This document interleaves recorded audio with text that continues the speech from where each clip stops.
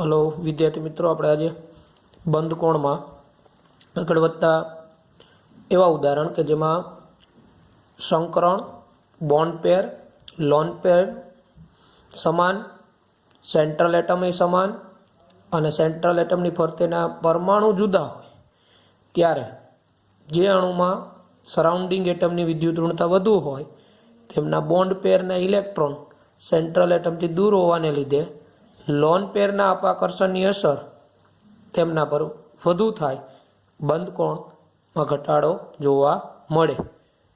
બરાબર, back bonding ન થતું હોવું જોઈએ. ટૂંકમાં ઉદાહરણ તરીકે એમોનિયા, NF3માં એમોનિયાનો બંધ કોણ NF3 કરતાં વધુ, તો એનું રીઝન NF3માં NF બંધનું બોન્ડ પેર વધુ ફ્લોરિન તરફ હોય, એટલે આ બોન્ડ પેર અપાકર્ષણ ઓછું હોય અને લોન પેર બોન્ડ પેર અપાકર્ષણ વધે એટલે આ બંધ એંગલ ઘટી જાય આની વચ્ચે.